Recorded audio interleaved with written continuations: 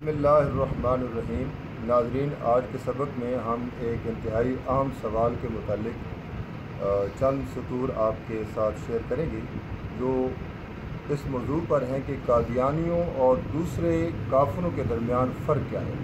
ये वो सवाल है जो आम फाम मुसलमान इस बात को लेकर फिर रहे होते हैं और अपने उलमा से बात मुबासा करते हैं कि आप सिर्फ़ कादियानियों के पीछे क्यों पड़ गए हैं, जबकि वो काफिर हैं तो ठीक है, उनको काफिर समझे, लेकिन बाकी काफिरों के मुकाबले में आप इनके साथ ज़्यादा तशद्दुद करते हैं। तो नाज़रीन, इस सवाल का जवाब देने से पहले आप हजरात से एक सवाल मैं करूँगा और फिर आपने उस सवाल का जवाब भी देना है कि सबसे पहले तो मुझे इस सवाल का जवाब देना है कि, और ये सवाल हमारे बहुत सारे भाइयों के जहन का एक कांटा बना हुआ है, वो सवाल ये है कि मान लिया जाए कि कादियानी गैर मुस्लिम हैं, लेकिन दुनिया में गैर मुस्लिम तो और भी बहुत हैं, यहूदी भी हैं, ईसाई भी हैं, हिंदू भी हैं, सिख भी हैं, फ़लाँ, मगर स्पेशल तौर पर एक मुनज़्ज़म तरीके से कादियानियत के ख़िलाफ़ तारीख क्यों उठाई गई। बाकी एक अहम सवाल है कि सिर्फ कादियानियों के ख़िलाफ़ तारीख क्यों उठाई गई, बाकी काफिरों के ख़िलाफ़ इस तरह मुनज़्ज़म तारीख क्यों नहीं उठाई गई। इस तारीख के जो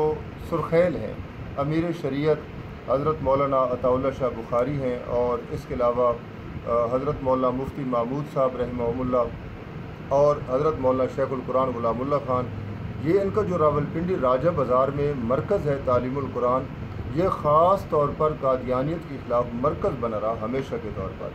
तो फिर सवाल हुआ कि सिर्फ़ कादियानियों के ख़िलाफ़ एक मुनज़्ज़म तारीख क्यों है। तो याद रखें कि इसका जवाब एक ये है कि मिसाल के तौर पर अगर आपसे सवाल किया जाए आपको मज़ीद समझाने के लिए कि शरीयत के अंदर शराब ममनू है, शराब पीना, शराब का बनाना, शराब को बेचना, ये तीनों हराम है, लेकिन शराब को बेचना और शराब पीना और शराब फ़रोख्त करना, इनके जराइम अलग अलग हैं। मसलन एक बंदा है, उसको ये भी मालूम है कि शरीयत के अंदर खंजीर हराम है और नजसुल ऐन है, उसका गोश्त फ़रोख्त करना, लेना और देना, खाना पीना, ये कतई तौर पर हराम है।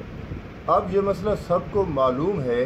अब एक आदमी वो है जो शराब फ़रोख्त करता है, ये भी जुर्म है, और एक दूसरा आदमी है जो शराब बेचता है, फ़रोख्त करता है, मगर उसको ज़मज़म का नाम देता है।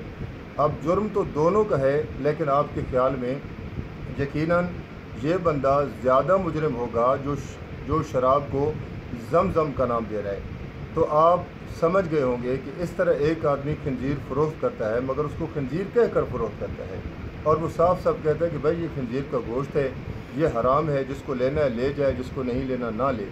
ये शख्स भी खंजीर बेचने का मुजरिम है, लेकिन इसके मुकाबले में एक और शख्स है जो खंजीर और कुत्ते का गोश्त फ़रोख्त करता है, लेकिन लेबल उस पर बकरी या दुम्बे के गोश्त का लगाया हुआ है, और कहते हैं कि ये बकरी का गोश्त है, लिहाजा ये हलाल है और इसको खाओ पियो।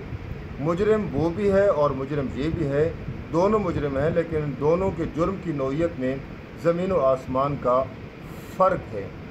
अब फ़र्क जब समझ लिया आप लोगों ने, इसी तरह आप लोगों को ये बात समझ आ गई होगी कि दूसरे जो यहूदी, ईसाई, सिख, हिंदू, मजूसी हैं, वो काफिर हैं और अपने कुफ़र होने पर वो मुसिर हैं कि हम वाकई काफिर हैं। लेकिन कादियानियत वो बदबख्त टोला है जो नाम तो इस्लाम का लेता है, लेकिन इसने अंदर अपने कुफ़र छुपाए हुआ है, और ये कहते हैं कि मेरा अलग एक नबी है। जब भाई आपका अलग नबी है तो आप उस नबी का कलमा पढ़ें। आप जब उम्मत मोहम्मद सल्लल्लाहु अलैहि वसल्लम के जो नबी हैं हज़रत मोहम्मद सल्लल्लाहु अलैहि वसल्लम, आप उनको, उनकी शरीयत को फॉलो नहीं करते, आप उनको मानते नहीं हैं, तो फिर आप किस बात से, किस मुंह से आप नाम लेते हैं और कलमा पढ़ते हैं। फिर आपका कलमा भी अलग होना चाहिए। आप बेशक कह दें ला इलाहा इल्लल्लाह मिर्ज़ा रसूलुल्लाह, बेशक आप कह दें, आपका अलग है, हम आपको समझ जाएंगे कि आपका रसूल अलग, आपका नबी अलग। लेकिन जब आप नाम नबी सल्लल्लाहु अलैहि वसल्लम का लेते हैं और फॉलो आप मिर्ज़ा को करते हैं, तो ये दोगली पॉलिसी बिल्कुल इसी तरह है।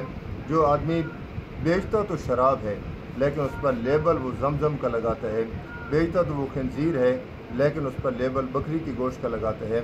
जिस तरह मुजरिम खंजीर बेचने वाला है, उससे बड़ा मुजरिम वो है जो उस पर खंजीर के गोश्त पर बकरी के गोश्त का लेबल लगाता है।